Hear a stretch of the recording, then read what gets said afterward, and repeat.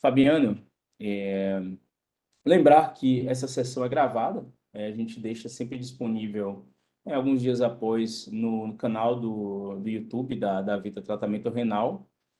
Eu gostaria de lembrar a todos, né, de deixarem o microfone desligado.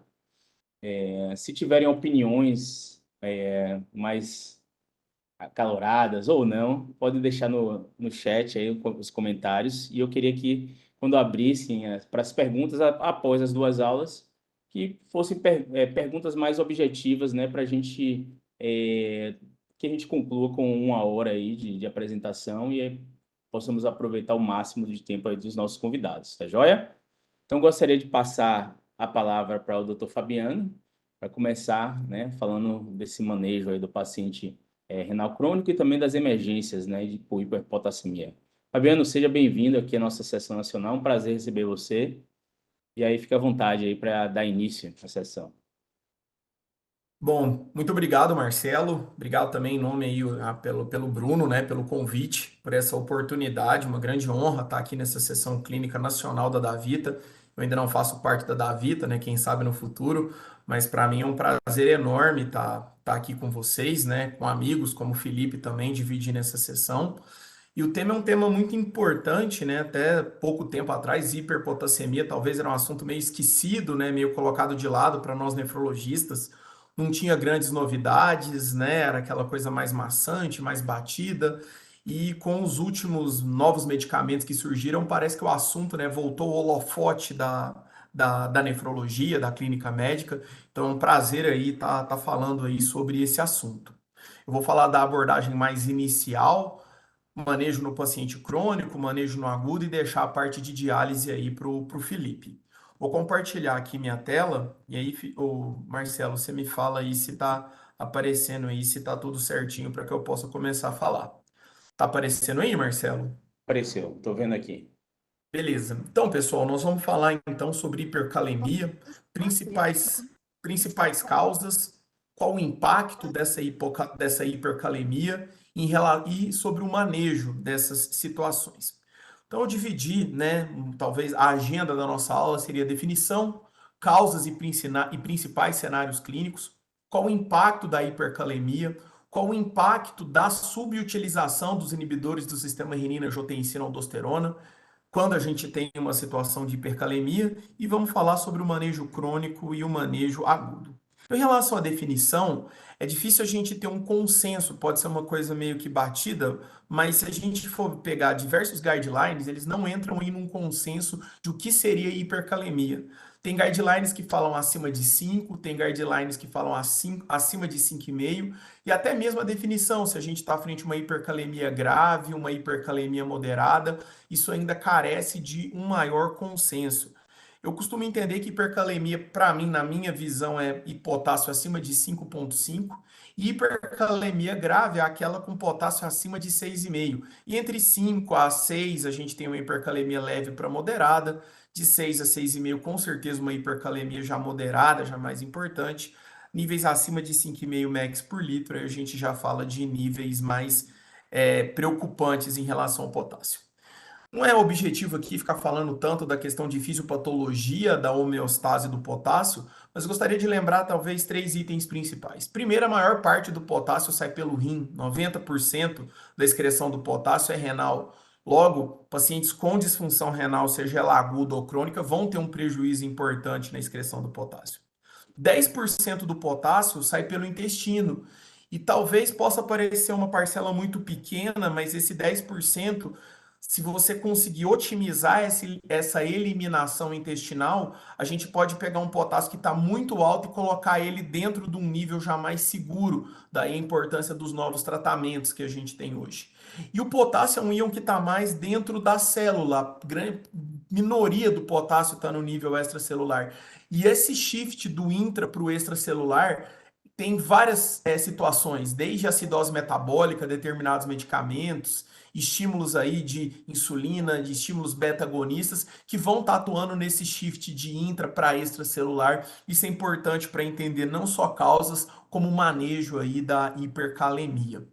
Em relação às principais causas e cenários clínicos, né? Então nós temos aí as situações onde eu tenho uma pseudo-hipercalemia, geralmente aquela amostra que está hemolizada, pacientes que têm leucocitoses importantes, trombocitoses, distribuição anormal do potássio, né? Deficiência de insulina, beta-bloqueador, acidose metabólica ou respiratória, situações aí de paralisia periódica hipercalêmica, situações onde eu tenho uma a eliminação, uma liberação anormal de potássio da célula, como na rabdomiólise e na síndrome de lise tumoral, e ainda situações que tem onde eu tenho uma diminuição da excreção renal, seja por uma falha do meu rim, seja por deficiência de aldosterona, por deficiência, seja por uma insuficiência adrenal, insuficiência cardíaca. Então são vários cenários onde a hipercalemia está envolvida.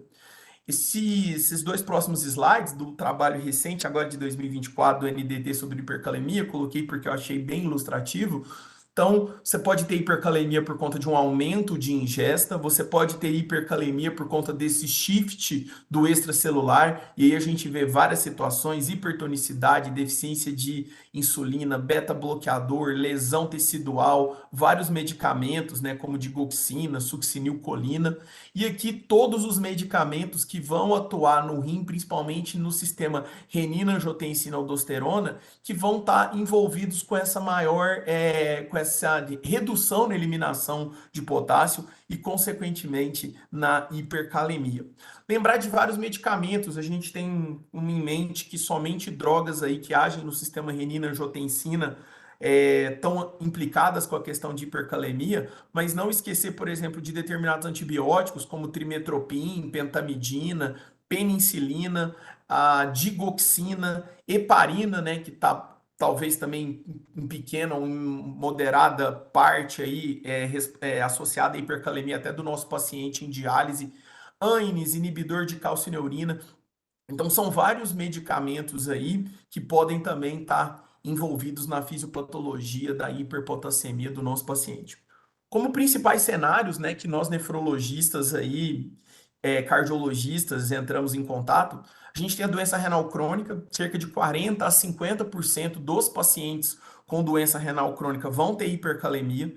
Pacientes com insuficiência cardíaca, principalmente aqueles que têm terapia otimizada aí com IECA, BRA, espironolactona, pode chegar até 40% de hipercalemia. Existem outras explicações, como disfunção de túbulo coletor, menor aporte de sódio para o túbulo contorcido distal, tudo isso está envolvido aí na gênese da hipercalemia da IC. Pacientes com diabetes, não só pelos medicamentos que acabam sendo comuns a paciente renal crônico, cardiopata, mas pelo fato do diabético ter aquela situação de hipoaldosteronismo hiporreninêmico. Quem mexe aí com clínica sabe, o paciente diabético renal crônico tende a ter uma hipercalemia um pouco mais prevalente de difícil manejo. E pacientes com hipertensão resistente, porque provavelmente vão estar em uso de espironolactona, de EC-BRA, também é uma prevalência grande de hipercalemia. Nesse gráfico a gente consegue observar que quanto pior, quanto mais avançada a doença renal crônica do meu paciente, maior a chance desse paciente desenvolver hipercalemia, né? Comparando até aí com outros cenários como diabetes, hipertensão e insuficiência cardíaca, a gente vê que o nosso paciente renal crônico é o que vai ter mais hipercalemia durante o seu curso clínico. Esse é um trabalho publicado há 2, 3 anos aí, né, na Nutrients, mostrando aí que mesmo que você tenha pacientes com, eles seguiram, né, pacientes renais crônicos aí durante mais ou menos um ano de follow-up, paciente nos diversos estágios, e eles mostraram que 1/3 dos pacientes mantinham hipercalemia ao final de um ano, mesmo com pacientes que estavam com suplementação de bicarbonato, com dieta, com orientação sobre o uso de quelantes. Então, é uma situação muito comum e de difícil controle, muitas vezes, no paciente com doença renal. E nesse trabalho, né, que é uma avaliação do estudo DOPS aí, que o Dr. Marcelo conhece tão bem, é uma randomização pré, né, o DOPS foi feito em pacientes em diálise, mas essa foi uma avaliação de pré-DOPS, vamos dizer assim. Eles viram que 74 dos pacientes pré-diálise apresentavam hipercalemia dentro desse primeiro ano após a inclusão do trabalho. E ao decorrer de um ano, a recorrência de hiperpotassemia na pré-diálise, depois de um ano de inclusão, foi muito grande. 60% tiveram pelo menos duas hipercalemias, 48% pelo menos três episódios e 40% praticamente quatro vezes tiveram hipercalemia definida como potássio acima de 5,5. Esse outro trabalho, com uma população grande aí, pacientes da Dinamarca, mostrando que o evento hipercalemia, além de ser comum, a recorrência desse evento acaba sendo muito frequente e o intervalo para que essa hipercalemia ocorra, ele vai diminuindo cada vez mais. Então, aquele paciente que você atendeu, que você acompanhou, que fez um episódio de hipercalemia, tem que ficar muito de olho, porque a chance dele ter um novo episódio de hipercalemia e desse novo episódio ser bem próximo é muito grande. Em relação aos sintomas, né, a gente tem desde taquicardia, fraqueza muscular, cãibra, náusea, vômito, diarreia, e muitas vezes esse paciente pode estar até assintomático num primeiro momento, e a gente dá o diagnóstico, às vezes fazendo aquele exame do mês na hemodiálise, ou aquele paciente que chega para a gente no consultório e a gente assusta quando vê aquele potássio de 6, 6,5, num paciente que clinicamente está bem, mas que é um paciente potencialmente muito grave para abrir, por exemplo, um quadro aí de uma disfunção respiratória ou de uma alteração cardíaca. Isso aqui já é conhecido de todos, mas dentro de uma aula é importante a gente relembrar qual que é o grande problema, né, da hipercalemia, né, a despolarização de membrana cardíaca, aumentando o risco de arritmias. A gente vai ter precocemente presença de onda T, depois um aumento do intervalo PR e um QRS mais alargado, até hipercalemias muito graves, onde a gente tem aí some a onda T, o paciente fica com QRS totalmente alargado, né? Isso aí já são casos aí de hipercalemia extrema. E esse outro slide aqui é só para mostrar um pouquinho aí de como acontece essa evolução eletrocardiográfica aí da hipercalemia, muito importante para quem maneja aí urgência e emergência conhecer esses padrões. Qual que será o impacto da hipercalemia? Vi aquele potássio de 5,7, 5,8 do meu paciente ambulatorial. Será que isso tem algum problema a longo prazo? E sim, tem, né? Essa avaliação aqui, esse trabalho também de 2021, pegou uma população grande aí, população escocesa, querendo mostrar qual que é o impacto da hipercalemia em diferentes situações. A hipercalemia aumenta em 5 vezes a chance de insuficiência cardíaca, em 20 vezes a chance aí de uma insuficiência renal aguda, em 4 vezes o risco de diabetes e também está associada a eventos cardíacos, disfunção renal e maior mortalidade, independente de ter um clearance acima de 60 ou um clearance menor que 30. Outro trabalho mostrando aí o impacto, né, de hipercalemia, né, um estudo grande aí de população canadense, que mostrou que a hipercalemia é um fator de risco aí independente de mortalidade e de eventos cardiovasculares, além de admissões em UTI, admissões hospitalares e assim por diante.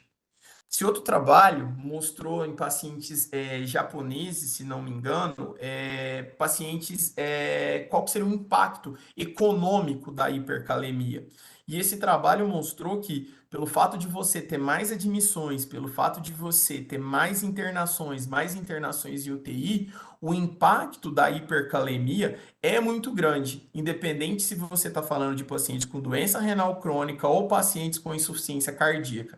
Ter hipercalemia, ter um episódio de hipercalemia, aumenta muito o custo para o sistema de saúde, gera um impacto aí muito grande.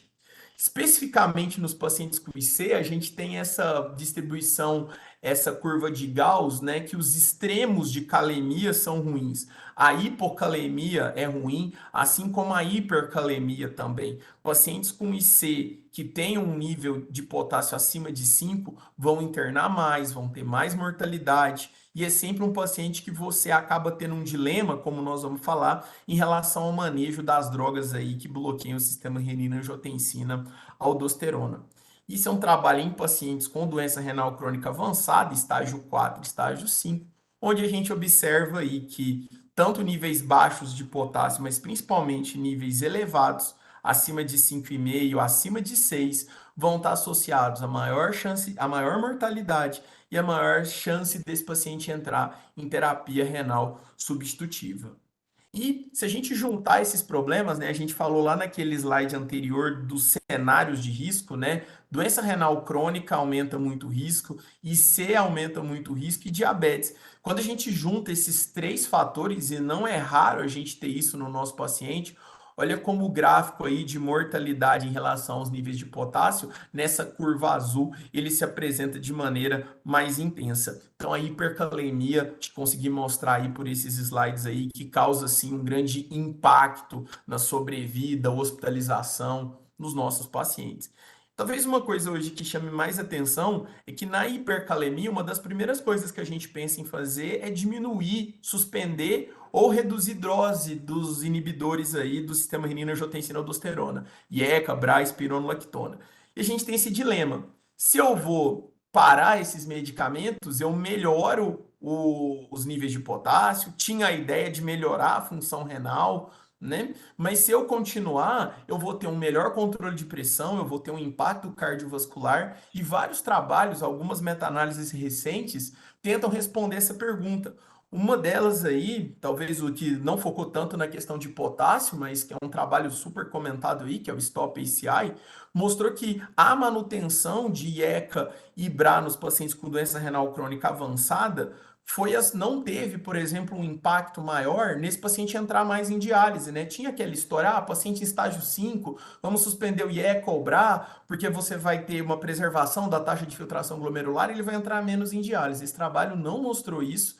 E o índice de eventos cardiovasculares, apesar do grupo que continuou o IEC e BRA for ter sido menor, acabou não dando uma diferença aí estatisticamente significativa. Mas o Stop ACI mostrou, se você quer tirar seu IEC BRA pensando em preservar ou adiar o início de diálise do seu paciente, não faça isso porque não vai funcionar. E depois disso, né, ou nessa mesma época, né, esse é um trabalho até anterior, mostrando o impacto de você diminuir e cobrar dos seus pacientes em diferentes cenários. Nos pacientes com doença renal crônica, que você diminui ou que você descontinua os IECAs, BRAS, espirono, drogas que bloqueiam renina, angiotensina, aldosterona, você tem uma maior mortalidade cardiovascular. Então, deixar esses medicamentos em subdose vai causar um impacto muito grande. Esse trabalho, né, daquele trabalho lá canadense, também tentando entender esse impacto aí da hipercalemia, mostrou o que acontecia quando o paciente tinha hipercalemia e isso gerava uma descontinuação das drogas que bloqueiam renina, angiotensina, aldosterona. O que esse trabalho viu foi que descontinuar esses medicamentos foi associado a uma maior mortalidade geral e uma maior mortalidade cardiovascular. E essa redução nesse trabalho aqui foram os casos cuja redução foi motivada pela questão da hipercalemia. Né? Esse é outro trabalho aqui recente mostrando aí o que aconteceria.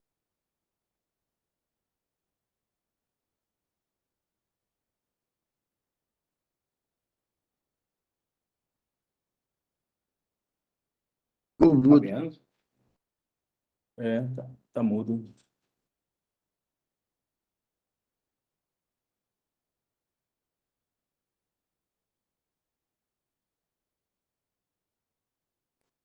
Eu acho. Ok, voltou. Voltou, Fabiano? Marcelo? Voltou? Voltou. Voltou sim. Beleza. Então, nesse trabalho, ele mostrou que sempre que você descontinuava o seu IECA, o BRA, as drogas do renina e angiotensina, você teve mais eventos cardíacos, mais insuficiência cardíaca, mais doença renal crônica e uma maior causa de mortalidade. O que também foi observado nessa meta-análise aí publicada no ano passado aí no JAMA, mostrando aí em pacientes aí com diferenças nessa análise aqui em subgrupos diferentes, pacientes que tinham melhor clearance, menor clearance, que tinham função renal praticamente preservada, independente de qual cenário, tirar IEC, BRA, espironolactona, teve piores desfechos para os nossos pacientes, o que também a gente conseguiu mostrar nesse outro trabalho, nessa outra meta-análise. Sempre descontinuar esses medicamentos foi associada a mais mortalidade, desfechos cardíacos e desfechos renais. E esse também, por último, né, nessa linha também um trabalho publicado ano passado, mostrando que depois de um episódio de hipercalemia, tanto pacientes dos Estados Unidos quanto os pacientes do Japão, depois de um episódio de hipercalemia, cerca de 26 a 29% dos pacientes, a medicação ela era suspensa, e na maioria dos pacientes aí, 50, 54%, por exemplo, no Japão, o medicamento tinha sua dose reduzida. Então, mesmo nos Estados Unidos e no Japão, ter hipercalemia causava um grande medo na equipe médica e gerando a redução da dose dos medicamentos. E aí está o impacto. Reduziu dose, tirou o remédio, aumentou a mortalidade. Por fim, como é que a gente faz o manejo crônico e o manejo agudo? O manejo agudo, se níveis de potássio estão acima de 6,5 ou você tem uma alteração eletrocardiográfica, eu costumo falar para os residentes, não esperem alteração eletrocardiográfica, potássio acima de 6,5 é igual proteger o coração com gluconato de cálcio. Depois a gente pode lançar a mão de medicamentos aí que vão jogar o potássio para dentro da célula, né, do shift intracelular, como solução polarizante, nebulização com beta-2 agonista, furosemida para eliminar o potássio do organismo, bicarbonato, desde que o paciente não esteja oligoanúrico, bicarbonato de sódio em situações aí de acidose metabólica e os novos quelantes e trocadores, resinas intestinais, que são talvez os medicamentos aí mais falados no momento. Lembrar que em situações graves ou onde a hipercalemia está refratária, não existe ainda nada mais efetivo que a terapia renal substitutiva. Nesse contexto, um dos medicamentos aí falados do momento, né, que é o zircônio de sódio, que é o Lokelma, tem análise desse trabalho tanto para análise crônica, né, uso de até 2 anos, e os pacientes que usaram eles nas primeiras 48 horas. Eu só trouxe esse slide para mostrar que nas primeiras 48 horas, em adição à solução polarizante, cerca de 90% dos pacientes atingiram níveis de potássio normais em 48 horas com a administração aí do zircônio de sódio.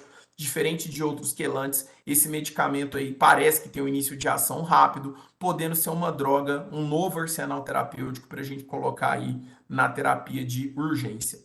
Em relação ao tratamento crônico da hipercalemia, a gente tem como orientação aos nossos pacientes dieta pobre em potássio, uso de diuréticos, bicarbonato de sódio se acidose, quelantes ou trocadores intestinais, associação com o inibidor de SGLT2 ou a troca para o finerenone.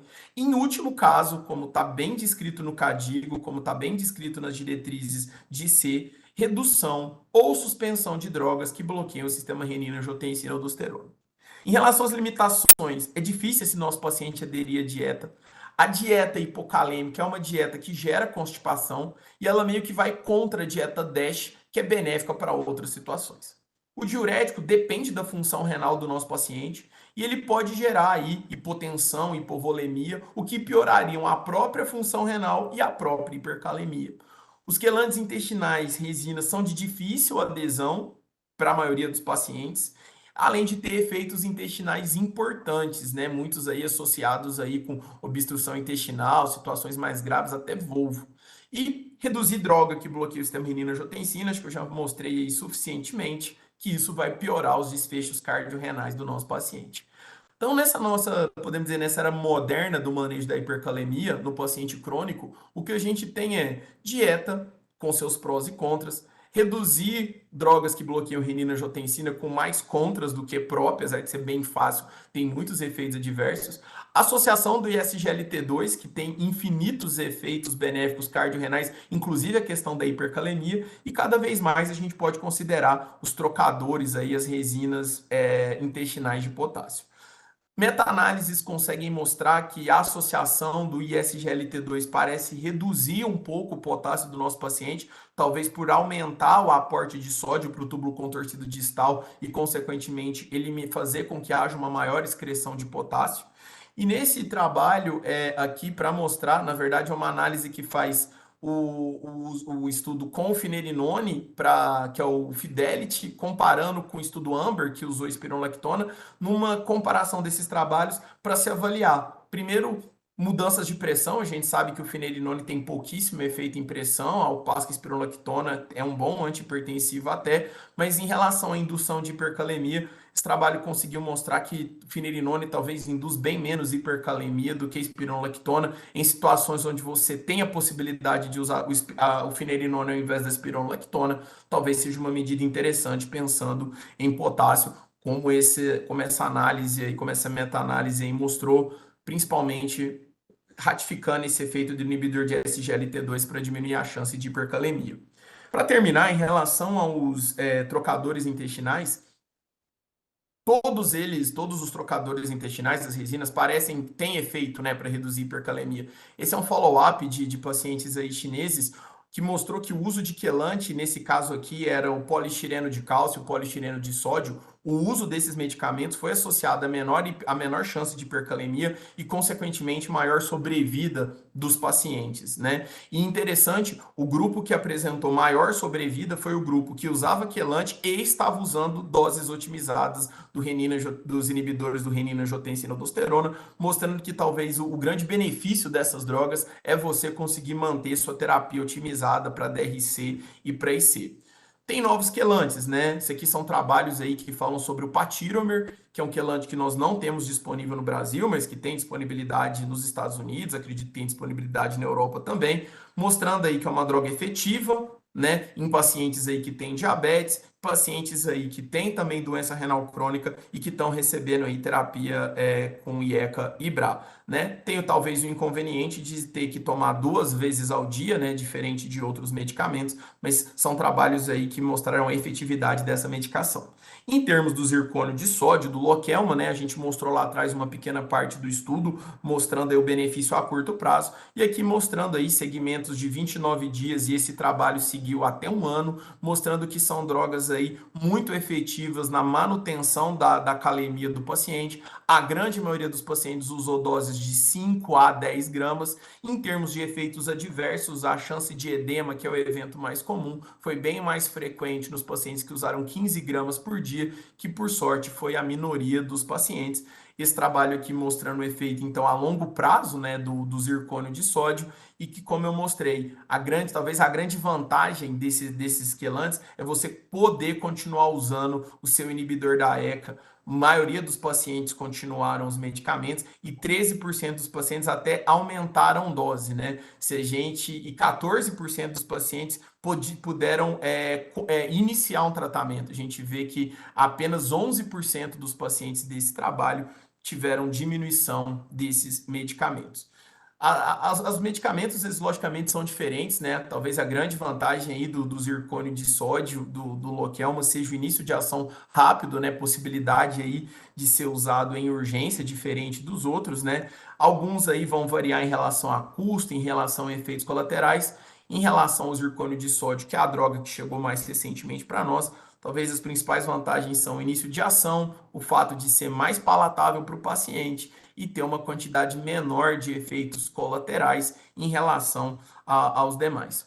O Cadigo recente traz isso, como manejar a hipercalemia dos nossos pacientes renais crônicos, mostrando aí que primeira linha é o que a gente sempre faz, bicarbonato se necessário, controlar a glicemia, associar diurético junto com o inibidor de SGLT2, avaliar a questão da dieta, se não deu certo isso, veja a questão das resinas trocadoras e, mais uma vez, em último caso, mexer nas drogas que bloqueiam renina-angiotensina. Sendo que essa talvez seria a abordagem mais atual da hipercalemia, né? Os novos antagonistas mineralocorticoides, como finerenone e SGLT2, zircônio de sódio, a associação de diuréticos, dieta, reposição de bicarbonato. Talvez a gente teria que fazer esse pool de medidas para conseguir deixar o potássio do nosso paciente no alvo, como mostra aí esse trabalho do final do ano passado aí do American Journal, que se você tem uma hipercalemia no seu doente renal crônico, a gente tem que considerar aí todas essas estratégias e, mais uma vez, em último caso, mexer nos medicamentos cardionefrotetores. Como mensagem final da minha aula, eu queria ressaltar então que hipercalemia é muito comum, né, nos cenários dos pacientes que a gente vê mais no nosso dia a dia. Está bem documentada a associação com maior mortalidade cardiovascular e desfechos renais, que a medida talvez mais simplista, que seja suspender IECA, BRA, Espirono, seja a pior das medidas que a gente tem e que a gente tem que pensar, principalmente no manejo crônico do nosso paciente, a questão dos novos antagonistas do receptor mineralocorticoide, no ISGLT2 e cada vez mais ir conhecendo a ação, a posologia, como a gente vai conseguir manejar uma melhor relação, principalmente custo-benefício, desses novos quelantes de ação intestinal. Bom, era isso que eu queria apresentar inicialmente. Agradeço aí mais uma vez a oportunidade. No final aí a gente tem um tempinho aí para discutir um pouco mais sobre isso. Obrigado, Marcelo. Vou descompartilhar aqui minha tela. Joia, Fabiano, muito bem. Eu gostei muito da sua apresentação. Acho que mostrou para a gente aí duas coisas muito importantes, né? Essa questão de suspensão de equibrar, com evidência robusta aí, né, do que acontece quando a gente toma essa medida, né, para os nossos pacientes, que na verdade a gente está prejudicando muito eles, né? E essas perspectivas de novos medicamentos, né, que a gente pode usar por longo prazo, são mais palatáveis, né, e com evidência aí de ensaio clínico mostrando benefício, né? Então, essas mensagens realmente são muito impactantes. Parabéns pela aula, tá certo? E aí, no final aí da aula, nosso próximo convidado, a gente deixa um espaçozinho para perguntas, tá joia? Combinado, Marcelo. Obrigado. Joia, Fabiano, que eu agradeço.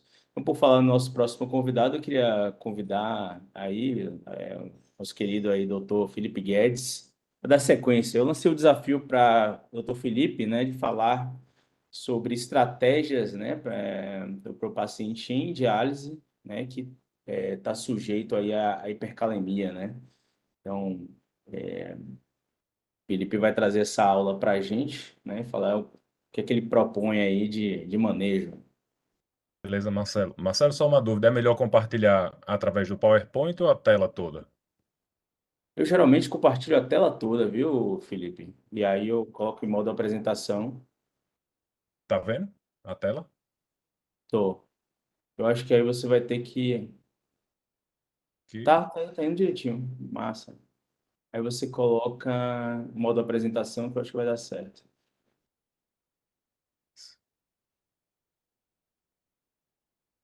Pronto. A joia, Vocês veem, Felipe. veem bem, né? O slide. A gente vê bem. Fique à vontade aí para dar início. Bom, pessoal, boa noite. Agradeço ao Marcelo pelo convite de falar desse assunto. Acredito que falar de hiperpotassemia na diálise para nefrologista é um assunto, né, que a gente já sabe, mas eu pretendo fazer uma breve revisão e abordar esse tema de uma maneira que seja agradável para todos. Agradeço por ter, de certa maneira, me reconhecido como professor, que é a profissão que eu digo que me escolheu. Sou nefrologista por vocação, mas professor onde eu me identifico muito atuando aqui em Natal. Tenho que declarar um conflito de interesse, é um assunto correlacionado com a aula. Eu tenho feito algumas palestras sobre o Lokelma, que é diretamente relacionado a essa aula, mas, como eu vinha dizendo, falando com vocês, uma das minhas atuações principais é como professor. E uma das coisas que lá em 2016, 2015, eu fazia muito com os residentes era olhar aquelas imagens de casos que eram publicados na literatura e ficar com um pouco de inveja dizendo que a gente tinha casos mais interessantes. Depois eu parei de fazer isso, que eu vi que não era uma coisa muito elegante. Mas isso passou na minha vida e um dia, olhando uma revista conceituada, eu vejo essas duas imagens.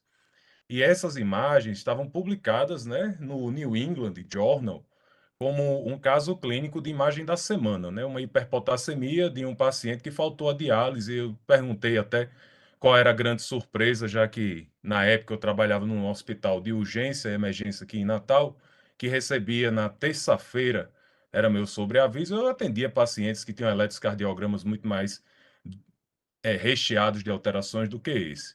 Esse caso clínico mostra um caso de um paciente que tinha um potássio de 9,9 e que depois de uma sessão de diálise, ele faltou algumas diálises, o potássio foi para 4,4. Até aqui, nenhuma novidade. Eu acho que essa imagem da semana é uma imagem de cada semana dos nossos serviços de nefrologia. E, no entanto, isso não perde a importância. Por quê? Porque mortes por morte súbita ainda é uma grande proporção dos nossos pacientes que falecem fazendo hemodiálise. Cerca de 44% têm episódios de morte súbita. Logo, ao final da diálise, um período entre 6 horas depois da diálise é citado como um grande fator de risco para que esses pacientes venham a falecer. E a isso é atribuído a grande remoção de líquido durante os tratamentos dialíticos e também as grandes variações de distúrbio hidroeletrolítico que esse paciente pode apresentar, sobretudo naquele dia, o primeiro dia da semana, logo depois do longo período sem diálise, que seria o sábado e o domingo, para quem faz segunda, quarta e sexta, e o domingo e a segunda para quem faz terça, quinta e sábado. Então, bem alinhado com os pacientes que eu via no meu sobreaviso. Isso é dito e é visto na literatura. Se vê que esse longo período de diálise aumenta o risco de internação, longo período sem diálise aumenta o risco de internação de pacientes. A gente vê isso e a gente também consegue associar que uma das grandes complicações que pode acontecer nesse dia do pico urêmico máximo é que o paciente também retenha potássio. E como o Fabiano muito bem apresentou na aula dele, hiperpotassemia, logicamente, vai ser um marcador de mortalidade, e isso passa também para o renal crônico dialítico. A hiperpotassemia é associado à admissão em serviço de emergência, internações e mortalidade no renal crônico dialítico, e isso é potencializado naquele dia, no primeiro dia pós longo período sem hemodiálise. Quão comum é a hipercalemia na doença renal crônica dialítica? Também, né, baseado aqui num estudo que foi publicado do DOPS, se vê que no primeiro ano, em um intervalo de um ano, 74% de pacientes renais crônicos dialíticos vão fazer episódios de hipercalemia. Isso pode potencializar justamente nesse primeiro dia de sessão na semana. Então você vê que, seja para qualquer hiperpotassemia, para hiperpotassemia de moderada a severa, ou então hiperpotassemia severa, que seria o potássio maior do que 6, o primeiro dia da semana é mais prevalente nessa ocorrência.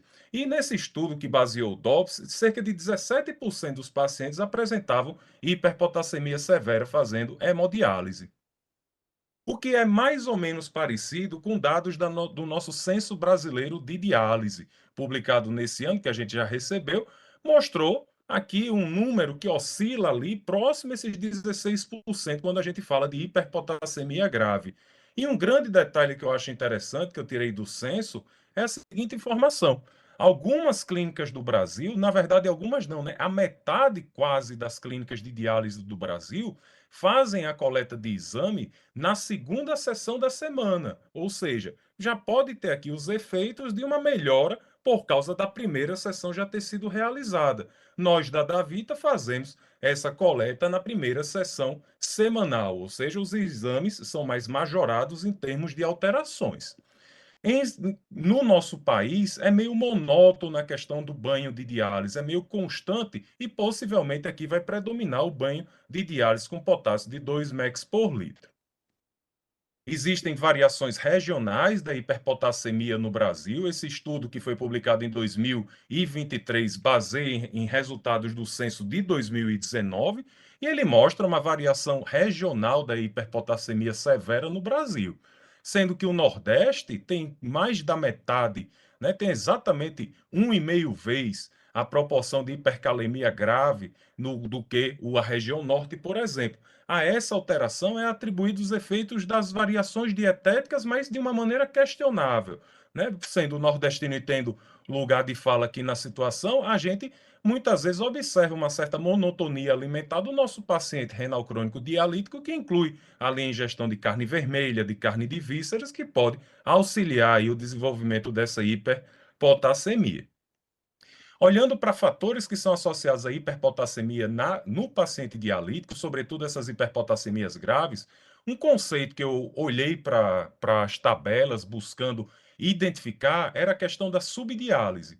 No entanto, eu vi que os pacientes tinham praticamente a mesma proporção aqui, o mesmo resultado de KTV maior do que 1,4 em média, o tempo de diálise sendo permanente ou até mesmo maior no paciente que desenvolvia hiperpotassemia, e o banho de diálise, de potássio na diálise, parecia que não era fator tão relevante assim para a determinação dessa hiperpotassemia, ou seja, o paciente parecia que realmente tinha fatores que seriam externos à diálise. E aqui, olhando, uma coisa chamou bem a atenção. Nesses dados do Doppler, o que a gente viu foi o paciente que tem maior permanência na diálise, parece que ele é o paciente que vai desenvolver mais episódios de hiperpotassemia.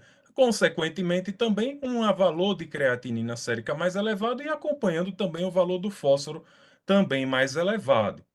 Fazendo com que, na leitura que eu estava fazendo, a gente pensasse que talvez os efeitos da queda da taxa de filtração glomerular ao longo do tempo fosse fator mais determinante para a hiperpotassemia do que os fatores relacionados à própria diálise em si.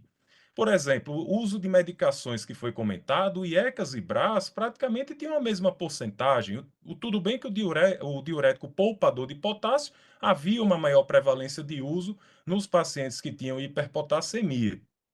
Avaliando em um outro estudo, esse estudo foi uma construção de um nomograma para predizer a hipercalemia em pacientes em diálise, um estudo chinês, que se viu exatamente essa associação. Pacientes que tinham uma duração mais prolongada, já faziam diálise há mais tempo, desenvolviam mais hiperpotassemia do que pacientes que tinham um período menor de diálise. E aqui a taxa de filtração glomerular desses pacientes realmente era menor do que os pacientes que não desenvolviam hiperpotassemia. Corroborando a isso também a creatinina e o fósforo, que também foram mais elevados nos pacientes que desenvolviam hiperpotassemias severas.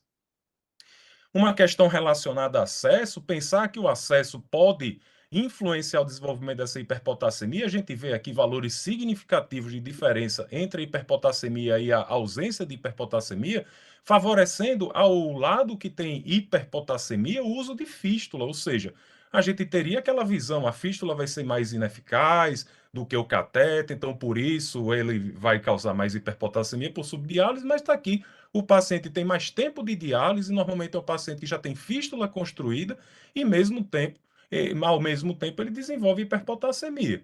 Modalidades de diálise, seja HD versus HDF, uso de diurético, o IECA, o BRA, que muitas vezes é uma preocupação. Eu tenho que tirar IECA ou BRA no paciente dialítico? Aparentemente não. Não foi fator relevante para o desenvolvimento de hiperpotassemia.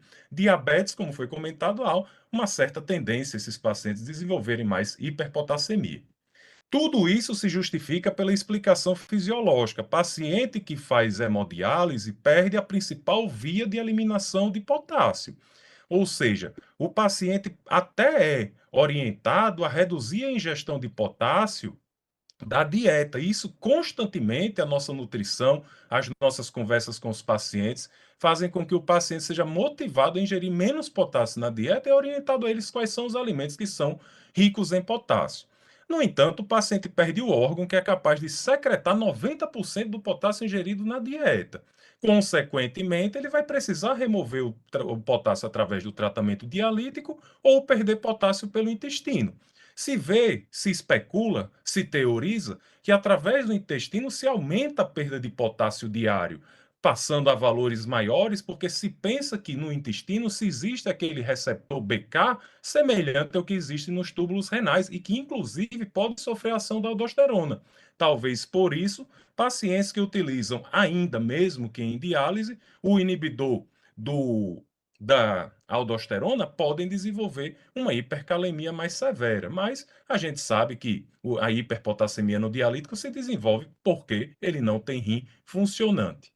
E aqui, basicamente, a gente pensa quais são as condutas para reduzir essa ocorrência de hiperpotassemia, não no contexto agudo. No contexto agudo, a gente já viu a aula, a gente é experiente, o nosso médico residente de clínica médica, no primeiro mês, ele aprende quais são a lista de tratamentos que deve prescrever para hiperpotassemia. Mas prevenir a ocorrência, sobretudo naquele primeiro dia que é problema para o nosso paciente e que pode levar ele à urgência ou à emergência ou até mesmo ao óbito. Quais são as estratégias?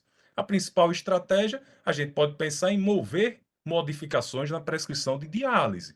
A gente já sabe que banhos de diálise menor do que 2 mEq por litro de prescrição são associados a uma maior mortalidade, justamente por causa de encontrar um paciente com hiperpotassemia e confrontar ele com um banho de potássio de 1 ou então de 0 mEq por litro, vai criar uma diferença de concentração muito grande, o que pode fazer com que esse paciente desenvolva o episódio de morte súbita.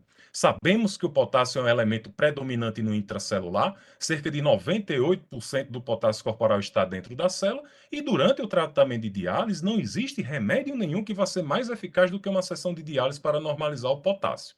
A gente vê uma redução média de 1 mEq por litro na primeira hora, que pode ser acompanhado por uma redução de 1 mEq por litro na segunda hora, e no final da diálise se vê uma certa estabilização do nível sérico do potássio.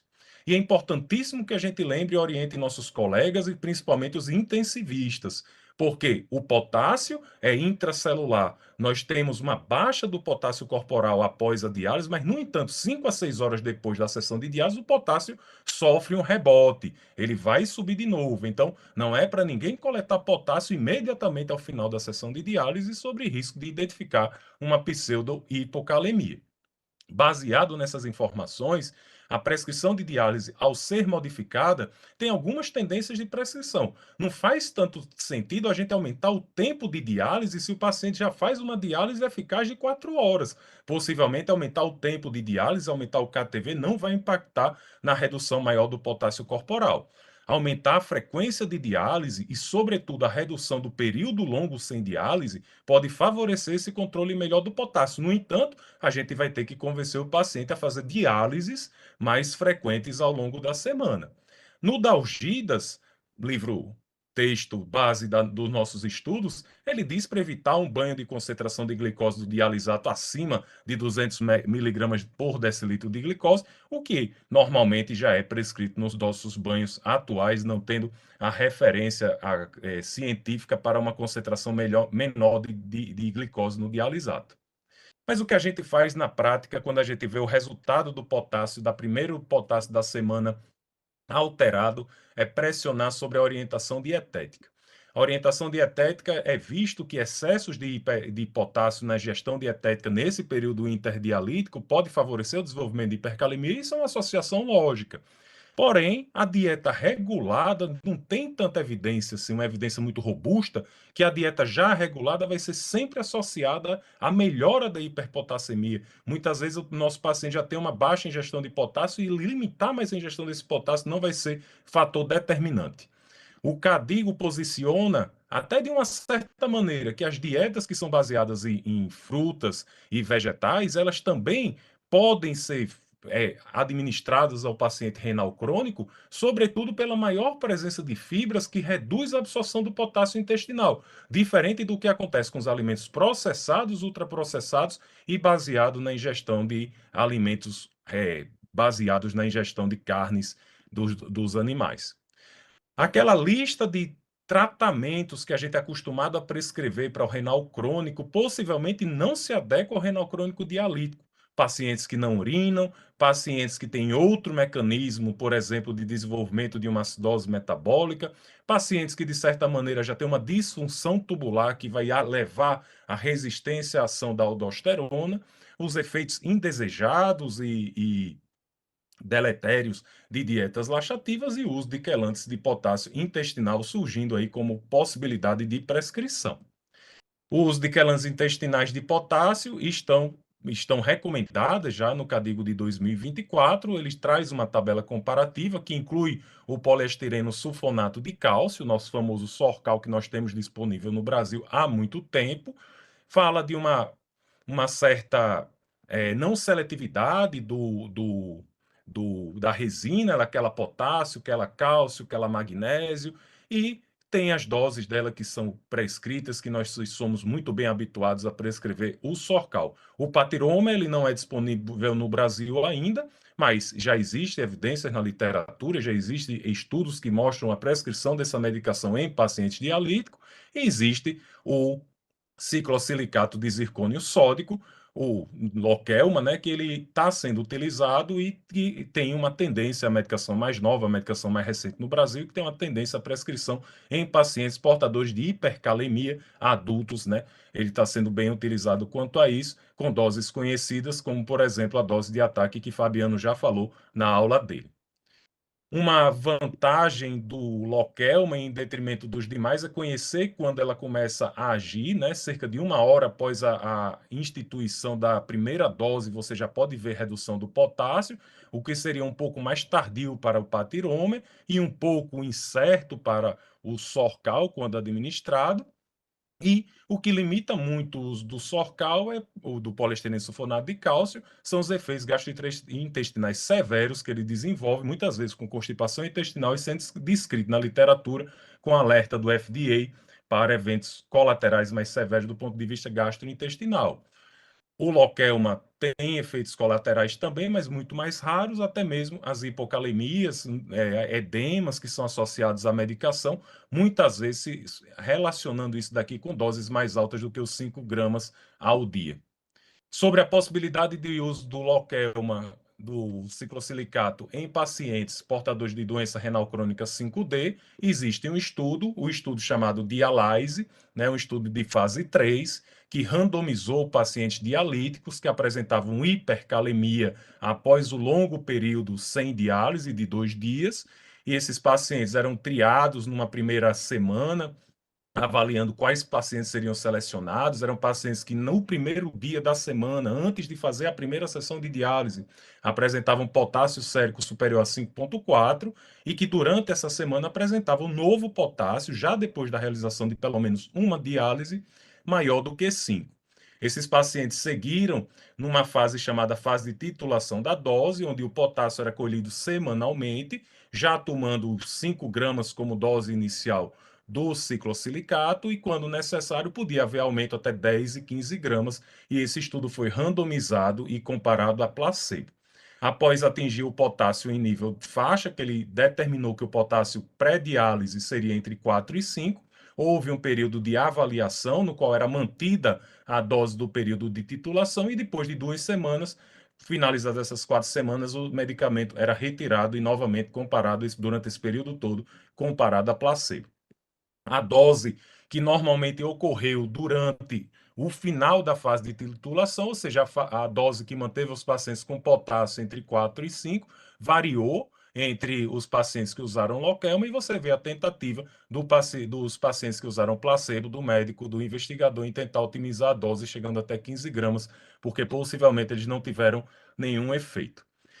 Sobre o análise de resultado, né, houve um resultado significativo na determinação do potássio pré-primeira diálise, sobretudo, mostrando que durante a fase de titulação de dose e durante a fase de manutenção, esse potássio entrou, né, próximo ao valor de 5, ou seja, entrando em valores normais de potássio, enquanto o paciente placebo continuou com valores superiores a 5,5.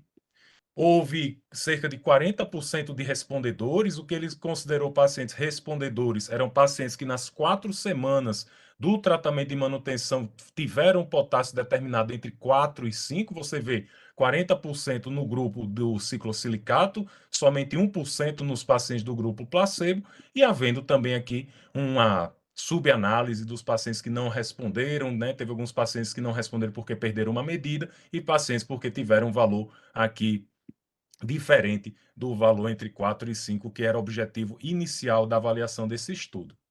Aqui mostrando que pacientes, uma análise pós-hoc, publicada ainda no suplemento desse estudo, mostrou que se você aumentasse, né, a faixa de potássio entre 3,5 e 5,5, os pacientes poderiam aumentar o resultado clínico do Lokelma, pelo menos uma vez nas 4 semanas, mais de 90% atingiu, né, comparado aqui ao placebo. E, sobretudo, esse estudo serviu também dessa maneira para fazer uma avaliação de efeitos adversos no paciente dialítico, mostrando que efeitos colaterais, sejam efeitos colaterais graves, morte. Uma grande preocupação que existe é como o trocador do ciclosilicato é de potássio por sódio, a questão do desenvolvimento de edema agudo de pulmão, etc. Isso não aconteceu de maneira significante no estudo de diálise e também não houve grande variação do peso seco em comparação ao uso do Lokelma versus a ocorrência do placebo. Dessa maneira, foi incorporada a bula do Lokelma, a possibilidade de dose para dialíticos, a dose de 5 gramas em dias sem diálise, né? É interessante seguir a recomendação do estudo de diálise, fazer 5 gramas um envelope, diluído em 45 ml de água, e aí você faria avaliações semanais, podendo aumentar essa dose até 10 gramas ou 15 gramas, fazendo a prescrição no dia sem hemodiálise. Dessa maneira, eu finalizo a apresentação, mais uma vez agradecendo o convite. Eu acho que momentos como esses definem um dos pilares da Davita, né, o aprendizado contínuo, e eu fico bastante satisfeito em ter podido colaborar com a apresentação. Muito obrigado. Muito bem, Felipe, excelente a sua aula. Eu acho que deu uma continuidade muito interessante ao que o Fabiano falou e também assim apresentou novos conceitos, assim, coisas muito interessantes. Eu acho que essa correlação também que você colocou, né, com os estudos observacionais aí, mostrando fatores de risco, né, para hipercalemia nos nossos pacientes, né, também serve de alerta aí para a comunidade. E também novas perspectivas também de tratamento. Eu acho que é uma aula que acrescentou bastante aí para o nosso conhecimento aqui como comunidade da vida. Tá joia? Eu vou, sem mais delongas aqui, eu vou já iniciar aqui o debate, né? Na verdade, abrir para perguntas aí dos colegas. Então, queria sugerir para que vocês levantassem a mão aí, para se vocês tiverem perguntas, ou deixar alguma coisa no chat também. Fique à vontade, gente. Deixa eu identificar vocês. Patrícia, Eu. por Bom, favor. a dupla Fabiano e Felipe, acho que funcionou super bem, né, Marcelo? Muito bem. É, foi ótimo. Eu acho que não é perguntas, porque até as perguntas que eu tenho, a gente lê os artigos que eles deixaram aí, as referências. Dois momentos que eu acho que é bem importante, até porque tá lotado aí esse evento. Lembrar que lá no conservador, e isso é algo que cardiologista xinga muito a gente, nefrologista odeia tirar medicamento, né? A gente odeia tirar medicamento, mas a gente também odeia hiperpotassemia. Então, acho que vai chegar o dia da gente nem tirar Espiro, passar o Lokelma e a hora que eu puder eu dar Finerinone. Eu acho que a gente vai caminhar para isso, né? Enquanto isso não acontece, infelizmente a gente tira medicamento sabendo que isso é péssimo. Então, eu acho que é algo que eu sempre tento deixar isso para os cardiologistas. Eu não tiro porque eu quero. Em relação ao Lokelma, na Europa, nos Estados Unidos, todo mundo usa Lokelma. Nos Estados Unidos, você entrou lá, agudo, crônico, vai ficar agudo, vai ficar crônico, Lokelma eles dão para todo mundo. Em Portugal, eles não dão Lokelma para ninguém. E numa discussão com um cardiologista, era cardiologista e nefrologista de Coimbra, é óbvio que tem aí o componente da indústria, mas se a gente olhar na fórmula, a gente vê que o Lokelma, ele tem, para cada sachê de 5 gramas, 400 miligramas de sódio. Então, isso foi o que a cardiologista de Coimbra pediu, chamou a nossa atenção. Ela falou, um pouquinho de cuidado, especialmente na insuficiência cardíaca congestiva, porque a gente vai dando Lokelma, mas ele tem sódio. Em contrapartida, o patiromer, ele tem cálcio. Então, é só para a gente saber, como nefrologista, que a gente vai estar dando o cálcio para um. Eu não consegui achar desfecho importante por conta desse sódio. É igual a gente tratar acidose, que a gente nunca vê problema nenhum e só trata acidose. Mas eu acho que a gente precisa chamar atenção e lembrar que um sachê aqui em São Paulo está R$ 45. Então, eu acho que isso é interessante. E na parte da diálise, 30 segundinhos só, lembrar que a heparina diminui a aldosterona que age no intestino. Então, a gente não vai suspender a hemodiálise por conta de estar usando heparina, mas lembrar que quando a gente não acha nenhum tipo de causa de hiperpotassemia, infelizmente, pode ser heparina. Então, constipação e renal crônico dialítico, nem pensar, realmente a gente não pode deixar. E só para finalizar, antes de 2000, eu participei do doutorado da doutora Maria Eugênia, antes de 2000, né? A gente precisa saber que época foi. Foi quando a gente começou a acrescentar potássio no banho. Então, eu só queria contar rapidamente essa história, porque eu era residente, então a gente colocava holter de arritmia, então era o residente que colocava, antes da diálise, e o paciente voltava para tirar o holter 24 horas depois da diálise. E a gente observava que 3 horas depois da hemodiálise, aqueles pacientes que usavam potássio, a gente não acrescentava potássio no banho e não tinha opção de potássio 1 ou 2. A quantidade de arritmia ventricular era uma coisa absurda. Então, lá antes de 2000, se começou a acrescentar potássio no banho. Vocês disseram isso, a gente não deve dosar potássio imediatamente pós, mas o potássio 3, 4 horas depois é assustador. E o que a Maria Eugênia concluiu na tese dela? Tão importante quanto potássio alto e potássio baixo, que a gente não gosta, é o delta. Então, a gente pode sim ter arritmia no indivíduo que está com 5,5, a gente nem assusta com 5,5, e de repente eu fiz uma prescrição ou saiu errado, e esse paciente às vezes sai com 3,5 de potássio. Às vezes esse delta de 2 para aquele indivíduo que já tem uma membrana excitada já é suficiente para ter arritmia. Então, potássio baixo, potássio alto e delta de potássio são as preocupações que a gente tem que ter na hemodiálise. E na outra semana vai ter uma discussão do pessoal da Bahia, da Sociedade da Bahia, mostrando que agora todo mundo vai querer preservar a função renal na hemodiálise. Preservar a função renal na hemodiálise deve ser: continue com a glifosina enquanto estiver fazendo hemodiálise, continue com a finerinona. Ou seja, essa história do potássio ainda vai ficar mais evidente ainda lá na diálise, porque em breve também eu acho que esses pacientes com função residual vai começar a tomar esses medicamentos não poupadores de potássio. E tomara que esses trocadores intestinais chegam para nós a nível do SUS. Obrigada, e Fabiano e Felipe, muito obrigada, que foi excelente. A doutora Patrícia falou aí da sessão da SBN Bahia. Eu queria deixar então um convite, porque a doutora Patrícia vai falar nessa sessão. É uma sessão que eu sempre estou lá como convidado. Sou convidado eterno dessa sessão, todas as sessões. Então, depois eu deixo o convite lá no nosso grupo aí de médicos. Mas eu estou vendo o Eduardo com a mão levantada noite, também. Eu Marcelo. queria convidar ele para o debate. Por favor, Eduardo. Marcelo, obrigado pela oportunidade. Felipe, a dupla aí, está de parabéns, viu?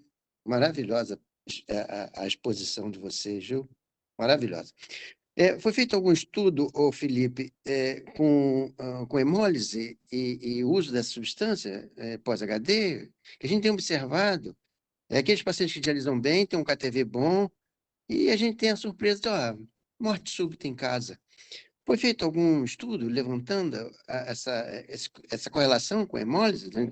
Pacientes que venham a produzir níveis elevados de potássio pela hemólise durante a diálise? Eu não sei. Eu nunca vi trabalho sobre isso, não. Será que vocês viram alguma coisa? Assim, obrigado pela pergunta. Eu realmente não vi nada assim de relacionando diretamente com hemólise, sabe? E a preocupação, e tem uma certa preocupação também nos estudos atuais da questão da hipercalemia, em justamente buscar a hipercalemia verdadeira, sabe? Descartando essa possibilidade de pseudo-hiperpotassemia para evitar de falsear algum resultado baseado no estudo, de que vai se direcionar, assim, os estudos ainda não são de impacto de sobrevida, ainda estão mostrando ali a redução do potássio sérico, né? Mas realmente eu não vi nada sobre essa possibilidade de hemólise pós justificar as mortes súbitas. Não sei se Marcelo ou o Fabiano viu. Também não tenho conhecimento em relação à hemólise. Eu queria comentar um segundo o que você apresentou, Felipe. Eu achei muito interessante que você falou assim, como o tempo em diálise como fator de risco para hipercalemia, fístula também, e um outro, a creatinina elevada. Eu acho que pode ser assim, quando você mostrou aquilo, eu pensei assim, um possível viés de seleção nisso daí, porque eu acredito que esses pacientes que primeiro você tem que estar vivo para coletar um potássio de 6, né? Então, talvez, assim, eram pacientes que, de repente, tinham miocárdios um pouco mais protegidos aí e sobreviveram muito tempo, né? E tinham a perfil nutricional melhor, né? Aqueles pacientes que vão bem em diálise por muito tempo e, de repente, até toleram um potássio um pouquinho mais alto ali, né? O pessoal que teve a morte súbita não teve a oportunidade, de repente, de coletar potássio, né? Em alguns momentos aí. Então, assim, ficar atento, assim, porque às vezes pode passar a mensagem, né, de que, pô, o paciente que tem uma fístula, sabe, é, tem esse fator de risco, mas talvez por ele ser protegido até contra os efeitos, né, de hipercalemia, são parênteses aí. Fabiano, queria que você comentasse, eu achei uma parte interessante, Fabiano, da sua apresentação, que é justamente essa coisa de você preservar, né, assim, a prescrição, né, de inibidor, né, de medicamentos que são inibidores do sistema renina-angiotensina nos pacientes com doença renal crônica, né? E hipercalemia você viu assim nos estudos assim que hipercalemia é um principal fator assim para você suspender e no momento em que você suspende tem assim um tempo para voltar à medicação? Tem alguma? O que que você geralmente recomenda assim se você viu um paciente internado usando essas medicações que apresentam um episódio de hipercalemia, assim, como é que você lida assim com isso? Bom, Marcelo, acho que o principal fator mesmo que leva à retirada do IEC-BRA acaba sendo a hipercalemia, talvez nem tanto pelo nefrologista, porque quando a gente vê no nosso paciente renal crônico essa hipercalemia, a gente vai acabar aumentando a dose do diurético, a gente vê a gasometria venosa, se o bicarbonato estiver baixo, a gente vai corrigir, insiste na questão da dieta, mas é muito comum os colegas de outras especialidades, ao verem o potássio alto, acabar suspendendo o IEC e o BRA.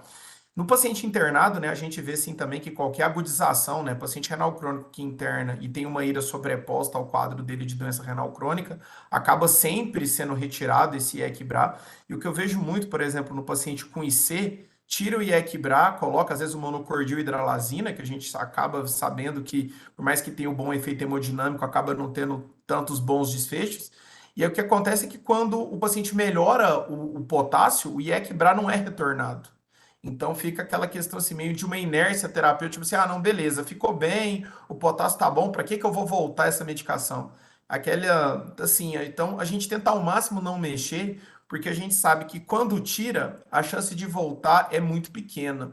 Então, assim, esses últimos trabalhos que mostraram aí que tirar IEC-BRA em estágio avançado não vai ajudar e que você, ao retirar, aumenta a doença cardiovascular e aumenta desfecho renal, acho que tem que ser cada vez mais reforçados, não apenas para os nefrologistas, mas como todos os colegas que mexem, né? Hoje a gente está vivendo esse tempo de medicina cardiorrenal metabólica, né? A gente, junto com a endócrino, junto com o cardio, dividindo os mesmos pacientes, de tentar manter esses remédios, porque são medicamentos que vão mudar absurdamente o desfecho aí do paciente, né? E eu acho que esses novos medicamentos, principalmente a questão do Lokelma, a gente ainda vai ter que trabalhar com eles, eu até comentei isso com alguns colegas aí na época que teve o lançamento do remédio, de como que a gente vai adequar esse remédio para a nossa realidade.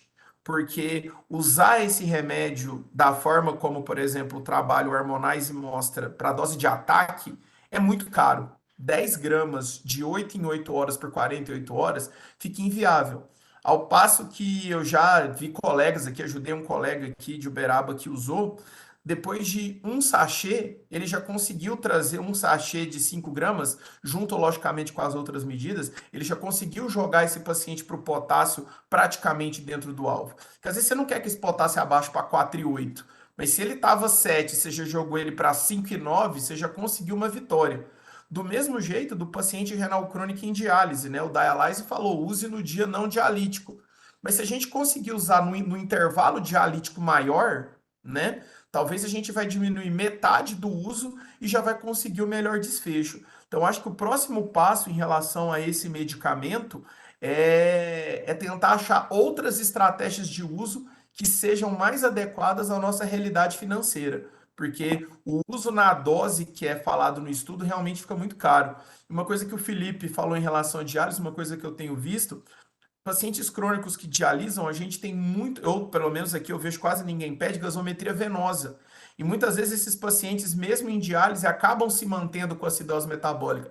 Às vezes, uma simples correção para uma dose, uma dose maior de bicarbonato na diálise, ao corrigir a acidose, você acaba tendo um impacto positivo em relação à calemia desses pacientes. Então, seja no crônico, seja no agudo, a gente tem que dar nossos pulos, porque a gente sabe que a gente não vai conseguir dar Lokelma, dar Patiromer, dar o que for nessas doses. Então, a gente vai ter que dar nossos pulos para tentar manter o máximo possível e equilibrar. Eu, quando montei a aula e estudando, fiquei muito impactado com esses achados de como que você, ao retirar esses remédios, mesmo em grupos de medicina fortes, né? Por Estados Unidos, a maioria retira, a maioria não volta o remédio. Japão, eu fico imaginando o que será do Brasil então, né? Quantos dos nossos pacientes estão tomando Ah, e quantos acabam, tipo assim, suspendendo. Então a gente vai ter que é, lançar artimanhas no nosso dia a dia para não tirar esses remédios.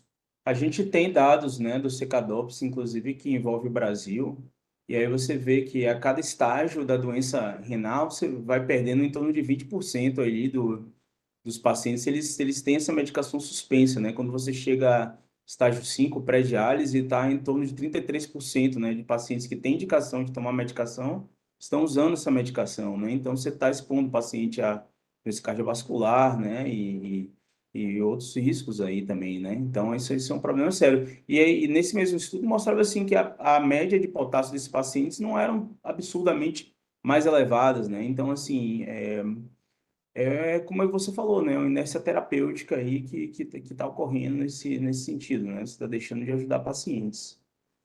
Felipe, uma pergunta também, assim, deixa eu ver se alguém tem uma pergunta no chat. Doutora Patrícia, tem mais alguma pergunta, alguma coisa que você queira falar? Não, eu acho que essa abordagem, porque a gente fala assim, eu quero loquelma, né? Aí quem está aqui do lado fala, eu não tenho loquelma. Então, é isso daí mesmo, é a obstipação, é você checar a acidose entre uma sessão e outra, ou dar o sachê para o domingo, é o que a gente faz aqui. Eu olho, dá para eu dar finerinona? Eu dou, mas não dá, eu dou outra coisa. Então, assim, o nefrologista, ele sempre aprendeu a ser clínico. Eu acho que a gente é isso, né? A gente é clínico. Então, nem tudo é loquelma, e às vezes é só uma obstipação. Então, o potássio, se a gente olhar aí o censo da SBN, que é 6, não é nem 5,5, eu gosto de adotar o 5,5, porque eu não saio nem correndo e nem fico muito tranquila, porque quando a gente adota 6, acho que você fica muito tranquilo. 5, eu acho que muita gente vai começar a tirar remédio se a gente colocar 5. Então, até para Davi, eu vou sugerir 5,5 no conservador, porque dá para a gente fazer isso, mas a acidose, a hiperglicemia, a obstipação, e se a gente conseguir fazer tudo isso, menos pacientes a gente vai tirar o medicamento. Porque é muito simples tirar o medicamento. E eu concordo com o Felipe, concordo com o Fabiano. A gente depois não volta com bloqueador do sistema renina-angiotensina. Então, pessoal, tem as É, medidas clínicas, tem as medidas farmacológicas, e cada um vai até onde dá. A gente não tem no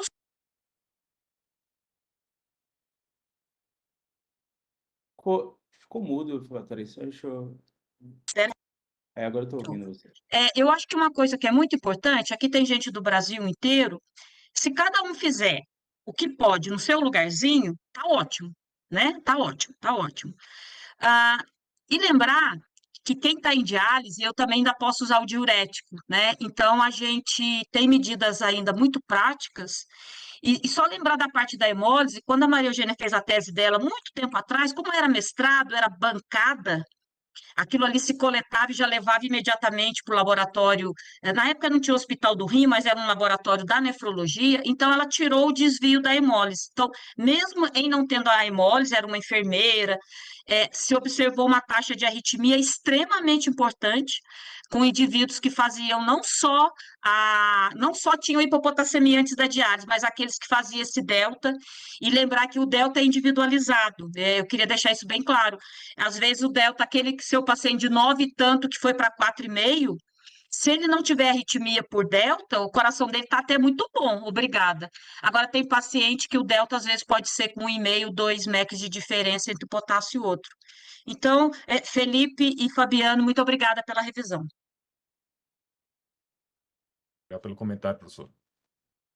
Obrigado, professora. E só aproveitando, Marcelo, só mais uma coisinha, Sim. em relação ao manejo de crônico, né, que ficou mais a parte que eu falei na aula, uma coisa que a gente também, como nefrologista, talvez caiu por terra, não, meu paciente ele é estágio 4, ele tem clearance menor que 30, eu não vou usar hidrocloro. Pô, pode usar hidrocloro, e muitas vezes quando você associa com a furosemida, o paciente não só por conta de uma hipervolemia refratária, mas por conta de uma hipercalemia que você não está conseguindo, lembrando que a gente não vai ter loquelma para todo mundo, igual a doutora Patrícia falou, É. então a gente, nessa hora de dar os pulos, é dar diurético, é dar furosemida junto com hidrocloro, é dar bicarbonato. Mas agora não pode dar bicarbonato porque o Cadigo falou que pode, que é só acima de 22, o Cadigo novo. Não, o Cadigo anterior falava para dar assim quando tivesse abaixo de 22 e não abaixo de 16, igual tá falando o Cadigo novo. E várias meta-análises mostraram que não vai ter mais edema, não vai ter mais hipertensão. Então isso é uma coisa que o Cadigo também achei que ficou meio controverso, pelo menos porque a gente vê na prática, mas tem muita coisa que a gente pode corrigir. A gente não tinha Lokelma e não dava Sorcal até um ano atrás. E todo mundo se virava muito bem no ambulatório e dava seus pulos e resolvia seus problemas. E lembrar que 50 miligramas de losartan é melhor do que 0 miligramas de losartan. Às vezes, se você não conseguir a dose plus, a dose cheia, qualquer nível de proteção é melhor do que 0 nível de proteção. Máximo dose tolerada, né? Não é assim que o Cadigo É. fala. Então, é por aí mesmo. Marcelo, isso, assim, agora é 10 segundos mesmo. Isso que o Fabiano falou, assim, é muito importante.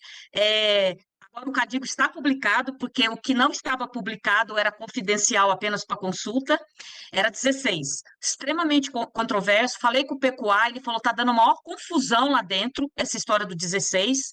Agora eles melhoraram, foi para 18, que continua a confusão. Então a gente tem que lembrar que lá da acidose eles começam.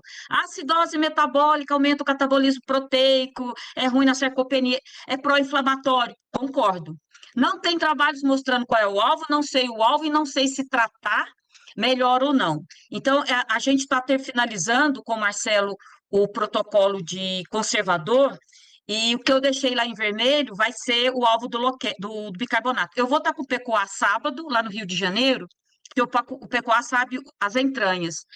E vou falar com a Maria Eugênia, porque a princípio eu vou sugerir aí a opinião.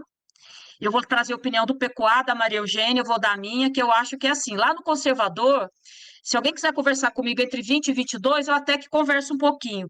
Mas se tiver um cheirinho de potássio alto, eu vou continuar colocando o nível 22, eu vou colocar a opinião e a gente vê o que acontece. Porque até ontem era 22, agora não sei o número e não adianta fazer nada. Então, só para o pessoal que está vendo o Cadigo, então só esperar um pouquinho que tanto o LDL quanto o bicarbonato ficou sem alvos.